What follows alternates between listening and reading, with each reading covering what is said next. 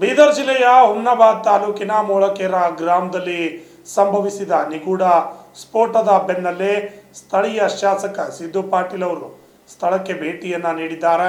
ಘಟನಾ ಸ್ಥಳವನ್ನು ಸಂಪೂರ್ಣವಾಗಿ ಪರಿಶೀಲಿಸಿದ ಅವರು ಇಲ್ಲಿ ಬೀಡು ಬಿಟ್ಟಿರುವ ಡಿಐಜಿಪಿ ಎಸ್ಪಿ ಸೇರಿದಂತೆ ಹಿರಿಯ ಪೊಲೀಸ್ ಅಧಿಕಾರಿಗಳಿಂದ ಸ್ಫೋಟಕ್ಕೆ ಸಂಬಂಧಿಸಿದ ಪ್ರಾಥಮಿಕ ಮಾಹಿತಿಯನ್ನು ಪಡೆದುಕೊಂಡಿದ್ದಾರೆ. ಸದ್ಯ ಪೊಲೀಸರು ಇಡೀ ಗ್ರಾಮದಲ್ಲಿ ಬಿಗಿ ಬಂದೋಬಸ್ತ್ ಏರ್ಪಡಿಸಿದ್ದು ತೀವ್ರ ತಪಾಸಣೆ ನಡೆಸ್ತಾ ಇದ್ದಾರೆ. ಈಗ ಸ್ಫೋಟ ಸಂಭವಿಸಿದ್ದು ಹೇಗೆ ಅಂತ ನೋಡೋದಾದ್ರೆ, ಪ್ರಾಥಮಿಕ ಮಾಹಿತಿ ಪ್ರಕಾರ ಗ್ರಾಮದಲ್ಲಿದ್ದ ಕೆಮಿಕಲ್ ಮಿಶ್ರಿತ ಡ್ರಮ್ ಸ್ಫೋಟಗೊಂಡಿದ್ದರಿಂದ ಈ ಅವಘಡ ಸಂಭವಿಸಿದೆ ಎಂದು ಹೇಳಲಾಗುತ್ತಿದೆ. ಈ ಬಗ್ಗೆ ಪ್ರತಿಕ್ರಿಯಿಸಿದ ಶಾಸಕರು, ಈಗಲೇ ನಿಖರ ಕಾರಣ ಹೇಳಲು ಸಾಧ್ಯವಿಲ್ಲ. ವಿಧಿವಿಜ್ಞಾನ ಪ್ರಯೋಗಾಲಯದ ಎಕ್ಸ್ಪರ್ಟ್ಗಳು ತನಿಖೆ ನಡೆಸುತ್ತಿದ್ದಾರೆ. ಈಗಾಗಲೇ ಗ್ರಾಮದಲ್ಲಿನ ಮಾದರಿಗಳನ್ನು ಸಂಗ್ರಹಿಸಿ ಪರೀಕ್ಷೆಗೆ ಕಳಿಸಲಾಗಿದ್ದು, ವರದಿ ಬಂದ ನಂತರವಷ್ಟೇ ಉನ್ನತ ಮಟ್ಟದ ತನಿಖೆ ಕೈಗೊಳ್ಳಲಾಗುವುದು ಎಂದು ತಿಳಿಸಿದರು. 6 ತಿಂಗಳಲ್ಲಿ ಇದು 5ನೇ ಸ್ಫೋಟ. ಕಳೆದ 6 ತಿಂಗಳಲ್ಲಿ ಇದು 5ನೇ ಸ್ಫೋಟವಾಗಿದೆ. ಇದು ಸೇರಿದಂತೆ ಸತತ 4-5 ಬಾರಿ ಇಂತಹ ಶಬ್ದಗಳು ಕೇಳಿ ಬಂದಿದ್ವು. ಅಂದೇ ಅಧಿಕಾರಿಗಳು ಎಚ್ಚೆತ್ತುಕೊಂಡು ಸೂಕ್ತ ಕ್ರಮ ಕೈಗೊಂಡಿದ್ರೆ ಈ ಘಟನೆ ನಡೆಯುತ್ತಿರಲಿಲ್ಲ ಎಂದು ಶಾಸಕರು ಅಸಮಾಧಾನ ವ್ಯಕ್ತಪಡಿಸಿದರು.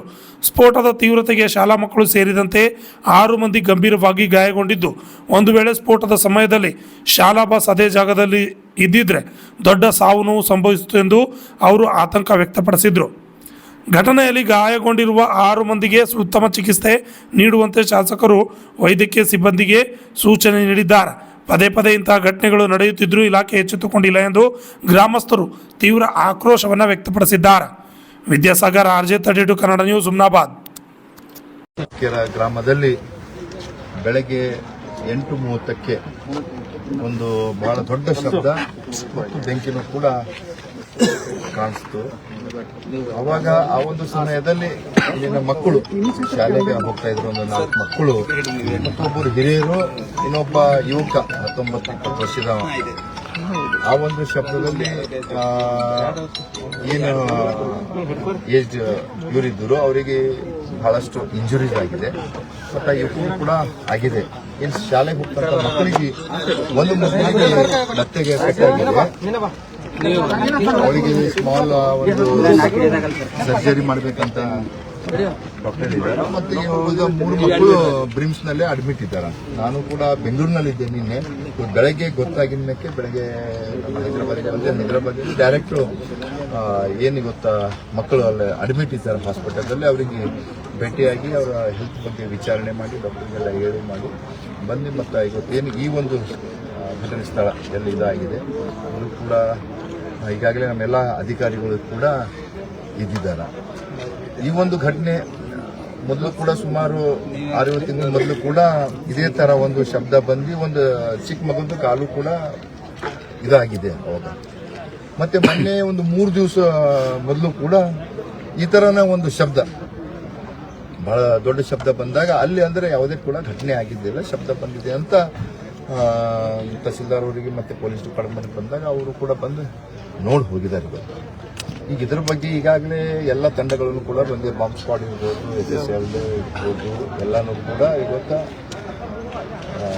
ಪರೀಕ್ಷೆ ನಡೀತಾ ಇದೆ. ಈಗ ನಮ್ಮ SP ಅವರು IGP ಅವರು ಕೂಡ ಇದ್ದಾರೆ.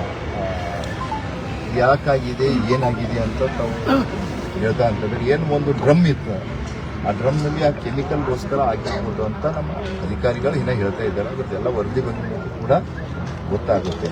ಆ ಡ್ರಮ್ನಲ್ಲಿ ಇನ್ನು ಎಷ್ಟು O2 ಅಂತ ಯಾವ ಕೆಮಿಕಲ್ ಅಥವಾ ಏನು ಹೇಳಿದ್ರೆ ಪುರುಷತ್ವ ಚರ್ಚೆ ಮಾಡಿದ್ರೆ ಈಗ ಅಲ್ಲಿ ಹೋಗಿ ನೋಡಿದಾಗ ಏನದು ಎಲ್ಲ ಕಡೆ ಬಿದ್ದಿದೆ. ಅದು ಡ್ರಮ್ ಇತ್ತು, ಒಂದು ಬ್ಲೂ ಕಲರ್ದು ಡ್ರಮ್ಮು. ಆ ಡ್ರಮ್ ಎಂಬುದು ಮನೆಯಲ್ಲಿತ್ತು. ಆ ಮನೆಯಾಗಿದ್ದಾಗ ಯಜಮಾನರು ಏನೋ ಏಜ್ ಇದ್ದರು, ಅವರು ಹೊರಗಡೆ ತೊಗೊಂಡು ಬಂದಿದ್ದಾರಂತ.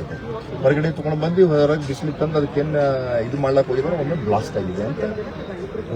ನಿಮ್ಮ ಮತಕ್ಷೇತ್ರದಾಗ ಇಷ್ಟೊಂದು ಅಪಾಯಕಾರಿ ಕೆಮಿಕಲ್ ಹ್ಯಾಂಗ್ ಬಳಕೆ ಆಗ್ತಾ ಇದೆ ಸರ್? ಎದ್ರ ಸಲುವಾಗಿ ಬಳಕೆ ಎಷ್ಟು O2 ಅಂತಂದ್ರೆ ಅದೇನು ಕಾಮನ್ಲಿ ಇರುತ್ತೆ. ಎಲ್ಲನೂ ಕೂಡ ಹೈಡ್ರೋಜನ್ ಪರಾಕ್ಸೈಡ್ ಎಲ್ಲಕ್ಕೂ ಕೂಡ ಯೂಸ್ ಆಗುತ್ತೆ. ಅಂದ್ರೆ ಅದು ಯಾವ ಟೈಪ್ ಕಾನ್ಸಂಟ್ರೇಷನ್ ಇದೆ ಅದ್ರ ಬಗ್ಗೆ ಮಾಹಿತಿ ಎಕ್ಸ್ಪರ್ಟ್ಸ್ ಕೊಡಬೇಕಾಗುತ್ತೆ. ಪದೇ ಪದೇ ಒಂದೇ ಸ್ಥಳದಲ್ಲಿ ಅದ್ರ ಬಗ್ಗೆ ಅದಕ್ಕೆ ಇವತ್ತು ಜಿಲ್ಲಾಡಳಿತ ಇರ್ಬೋದು, ತಾಲೂಕಾಡಳಿತ ಹೆಚ್ಕೊಂಡು ನೋಡ್ಬೇಕಾಗಿತ್ತು. ಮೊನ್ನೆ 3 ದಿವಸ ಪೈಲೇನೆ ಆಗಿತ್ತು. ಅವು ಕೂಡ ಭೇಟಿ ಕೊಟ್ಟಿದ್ರು. ಅವಾಗೇ ಎಲ್ಲ ಮನೆಗಳಿಗೆ ಹೋಗಿ ಪರಿಶೀಲನೆ ಮಾಡಿದ್ರೆ ಈ ಒಂದು ಘಟನೆ ಆಗ್ತಿಲ್ಲ ಅಂತ ನನ್ನ ಅನಿಸ್ತಾ ಇದೆ. ಅದೇ ಇಲ್ಲೇ ಆಗ್ತಾ ಇದೆ ಎಲ್ಲ ಅವ್ರ ಹತ್ರನೇ, ಅಲ್ಲಿ ಈ ಮನೆಯದಾಗೆ ಇರೋದು, ಅಲ್ಲೇ ಕೆಮಿಕಲ್ ಅಲ್ಲೇ ಇರೋದು, ಏನು ಕೆಮಿಕಲ್ ಏನಿದೆ ನೋಡಿ ಅದು ಅಲ್ಲೇ ಇರೋದು, ಅದಕ್ಕೆ ಪದೇ ಪದೇ ಅಲ್ಲೇ ಆಗ್ತಾ ಇದೆ. ನಾವು ಅವಾಗೆ ಮೊದಲೇನೆ ಕೂಡ ಬಂದಾಗ ಈ ತರ ಆಗಿದೆ ಅಂತಂದ್ರೆ ಎಲ್ಲಾಗಿದೆ, ಅದ್ರ ಸುತ್ತಮುತ್ತ ಇಷ್ಟು ರೇಡಿಯಸ್ ನಲ್ಲಿ ವೀಕ್ಷಣೆ ಮಾಡಿ ಎಲ್ಲಿ ಯಾಕೆ ಆಗ್ತಾ ಇದೆ ಅಂತ ನೋಡಿದ್ರೆ ಇನ್ನೊಂದು ದೊಡ್ಡ ಘಟನೆ ಆಗ್ತಾ ಇಲ್ಲ ಅಂತ ನನಗೆ ಅನ್ಸುತ್ತೆ. ಯಾರು ಹೊಣೆ ಸರ್ ಅದಕ್ಕೆ? ಯಾರು ಹೊಣೆ ಅಂತ? ಯಾಕಂದ್ರೆ ಪಾಪ ಸಣ್ಣ ಸಣ್ಣ ಮಕ್ಕಳಾಗಿರ್ಬೋದು, ಅವರು 20-25 ವರ್ಷ ಅವ್ರಿಗೆ ಕೂಡ ಸಾಕಷ್ಟು ಯಾರು ಹೊಣೆಗಾರರು ತಗೋತಾರೆ ಇದಕ್ಕೆಲ್ಲ? ಹೊಣೆಗಾರಿಕೆ ತಾವು ನೋಡಬಹುದು.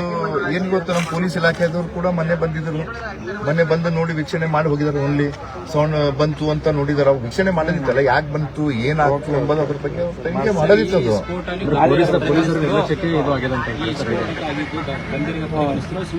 100% ಗಂಭೀರವಾಗಿ ಪರಿಗಣಿಸಬೇಕೆ ಅಂತ ನಾನು ಇವತ್ತು ಬೆಂಗಳೂರಿನಲ್ಲಿದ್ದೆ. ನಿನ್ನೆ ಅಧಿವೇಶನ ಮುಗೀತು, ನಮ್ಮ KKDB ಮೀಟಿಂಗು ಕೂಡ ನಿನ್ನೆ ರಾತ್ರಿ 11 ಗಂಟೆ ತನಕ ನಡೀತು.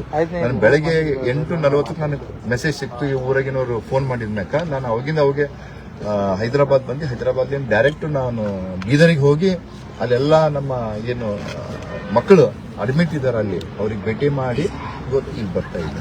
ಇದ್ರ ಬಗ್ಗೆ ನಾನು ಸದನಲ್ಲೂ ಕೂಡ ಪ್ರಸ್ತಾವನೆ ಮಾಡ್ತೀನಿ. ಗಂಭೀರವಾಗಿ ಗಾಯ ಆಗಿದೆ ಅನ್ನೋದು ಅರ್ಥ ಮಾಡ್ಕೊಳ್ಳಿ. ಸ್ಫೋಟಕ್ಕಾಗಿದವ ಇದು ನೀವು ಡ್ರಮ್ ವಿಸ್ಫೋಟ ಅಂತಾರೆ. ಆ ಓಟ ಆಗ್ಲಕ್ಕ ಕಾರಣ ಬೇಕಲ್ಲ ಸರ್ ಅದಕ್ಕೆ? ಇಲ್ಲ, ಅವ್ರು ಏನ್ ಹೇಳ್ತಾ ಇದಾರೆ, ಈಗ ತಜ್ಞರು ಈಗ ಅದ್ರ ಬಗ್ಗೆದಾಗ ಮಾಹಿತಿ ಕೊಡ್ಬೇಕಂತಂದ್ರೆ ಸಂಬಂಧಪಟ್ಟ ಇಲಾಖೆಯವರು ತಜ್ಞರು ಕೂಡ ಇದ್ರ ಬಗ್ಗೆ ರಿಪೋರ್ಟ್ ಕೊಡಬೇಕು, ಅವಾಗ ಮಾತ್ರ ಗೊತ್ತಾಗುತ್ತೆ ಅದು. ಯಾಕಂತಂದ್ರೆ ನಾವು ಕ್ಯಾಶುವಲಿ ಸುಮ್ಮನೆ ಮಾತಾಡೋದ್ರಾಗ ಯಾವುದು ಕೂಡ ಇದಾಗಲ್ಲ. ಅವ್ರು ಏನ್ ರಿಪೋರ್ಟ್ ಕೊಡ್ತಾರೆ ಅದ್ರ ಮೇಲೆ ಅಧಿಕಾರಿಗಳು ತನಿಖೆ ಮಾಡಿ ಇದಕ್ಕೆ ಮಾಡ್ತಾರೆ.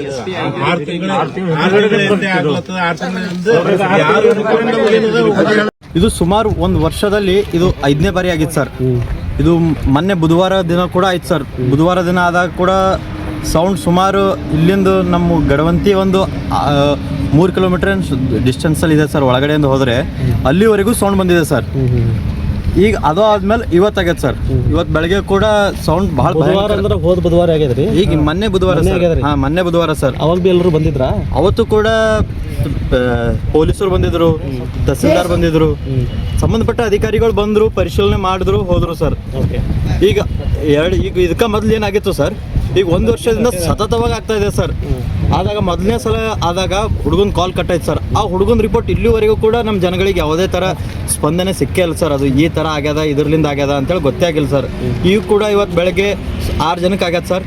ಅದರೊಳಗೆ ಏನೋ ಇಬ್ಬರಿಗೆ ಹೈದ್ರಾಬಾದ್ ಕಳ್ಸ್ಯಾರ ಅಂತೇಳಿ ಕೇಳಿವಿ ಸರ್, ಅಷ್ಟೇ ರೀ. ಇದ್ರ ಬಗ್ಗೆ ಸ್ಪಷ್ಟನೆವಾಗಿ ಗೊತ್ತೇ ಆಗ್ತಾ ಇಲ್ಲ ಸರ್. ಏನು ಯಾವ್ದ್ರ ಸಲಕ್ಕೆ ಜನ ನೀವು ಗ್ರಾಮಸ್ಥರು ಭಾಳ ಭಯ ಭೀತಿಯಿಂದ ಬದುಕ್ಲಾ ಇದೀವಿ ಸರ್. ಮಕ್ಕಳು ದಿನನಿತ್ಯ ಮಕ್ಕಳು ಪ್ರತಿಯೊಬ್ಬರು ಬರ್ತಾರೆ ಸರ್ ಗುಡಿಗೆ. ಮಕ್ಕಳು ಇಲ್ಲೇ ಆಟ ಆಡ್ತಾರೆ ಸರ್, ಸಾಯಂಕಾಲ ಬೆಳಗ್ಗೆ ಇಲ್ಲೇ ಆಡ್ತಾರೆ ಸರ್. ಮಕ್ಕಳು ಆಟ ಆಡ್ತಿರ್ತಕ್ಕಂಥ ಸ್ಥಳ ಇದು ಮಕ್ಕಳು ಆಟ ಆಡ್ತಕ್ಕಂಥ ಸ್ಥಳ ಸರ್. ಇಲ್ಲಿ ಭಾಳ ಪರೇಶಾನ್ ಆಗ್ಲತ್ತೇವ್ ಸರ್. ಊರ್ ಜನ ಇದು ಏನ್ ಅದ ಅಂಬದೇ ಗೊತ್ತಾಗ್ಲತ್ತಿಲ್ಲ ಸರ್. ಎಷ್ಟು ಸುಮಾರಿಗೆ ಅಂತ ಹೇಳಿದ್ರು 3 ಸರಿ ಆಯ್ತಾ? ಇದು 5ನೇ ಸಲ ಸರ್.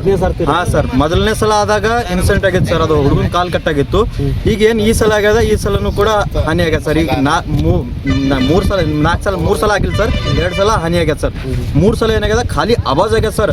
ಆವಾಜ್ ಯಾವ ಥರ ಆಗ್ಯದ ಅಂದ್ರೆ ಪೂರಾ ನಮ್ಮ ಪ್ರತಿಯೊಂದು ಮನೆಗಳಿಗೆ ಮುಟ್ಟಪ್ಲೆ ಆವಾಜ್ ಆಗ್ಯದ ಸರ್.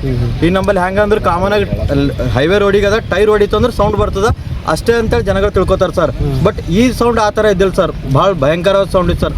ನಾವು ಮನೇಲಿದ್ರು ಕೂಡ ಮನೆ ಹಿಂಗೊಂಥರ ಅಂಜಿಕೆ ಬರೋ ಥರ ಸೌಂಡ್ ಆಗ್ಯದ ಸರ್. ಭಯಂಕರ ಅಂತಂದ್ರೆ ಈಗ ಅದು ಯಾವ ಥರ ಅನಿಸ್ತೈತಿ ನಿಮಗೆ? ಯಾಕಂದ್ರೆ ಸರ್ ನಮ್ಮ ಬಾಜುನೇಗಿನ ಏನೋ ಆವಾಜ್ ಆಯ್ತು ಏನೋ ಅಂದಂಗೆ ಆಗ್ಯದ ಸರ್.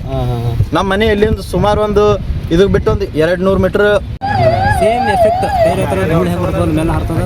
ಅಲ್ಲಿ ಇದ್ದಿಂದೆಲ್ಲ ಮಕ್ಕಳು ಆಡ್ತಾ ಇರ್ತಾರೆ, ಯಾರು ಊರವರು ಓಡಾಡ್ತಾರೆ, ಅವ್ರಿಗೆಲ್ಲ ಎಫೆಕ್ಟ್ ಆಗ್ತಾ ಇದೆ. ಅದ್ರ ಕಡೆಯಿಂದ ಇದು ಏನಂತ ನಮ್ಗೆ ಅರ್ಥ ಆಗ್ತಿಲ್ಲ. ಊರವರೆಲ್ಲ ತುಂಬ ಭಯಭೀತರಾಗಿದೆ. ಇದು 3ನೇ ಸರಿ ಆಗ್ತದೆ ಸರ್. 3-4-5 ಸರಿ ಸರ್ ಇದೇ ಥರ ಆಗ್ತಾ ಇದೆ. ಇದಕ್ಕೂ ಮುಂಚೆನೂ ಪೊಲೀಸರು ಬಂದೆಲ್ಲ ಎಂಕ್ವೈರಿ ಮಾಡಿದ ತನಿಖಾಧಿಕಾರಿ ಎಲ್ಲ ಬಂದಿದ್ರು. ಅವ್ರು ಏನು ಉತ್ತರ ಕೊಟ್ಟರು? ಮತ್ತೆ ಉತ್ತರ ಏನು ಸರ್, ಇದೇ ಸ್ಯಾಂಪಲ್ ತೊಗೊಂಡು ಹೋಗ್ತಾರೆ, ಅದೇ ಮಾಹಿತಿ ಕೊಡ್ತೀವಿ ಅಂತ ಸ್ಪಷ್ಟವಾಗಿಲ್ಲ, ಯಾರಿಗೂ ಸಿಕ್ಕಿಲ್ಲ ಸರ್ ಮಾಹಿತಿ. ಈಗ ಇದಕ್ಕೂ ಮುಂಚೆ ಬ್ಲಾಸ್ಟ್ ಆಗಿದ್ವಲ್ಲ, ಆ ಸಂದರ್ಭಕ್ಕೆ ಏನು ಸಮಸ್ಯೆ ಆಯಿತು? ಯಾರಿಗೆ ಹಾನಿ ಆಯ್ತಾ? ಸರ್ ಹುಡುಗನ ಕಾಲ್ ಕಟ್ಟಿಗೆ ಸರ್. ಮೊದಲನೇ ಸರಿ? ಮೊದಲು ಸರಿ ಆಗಿದೆ.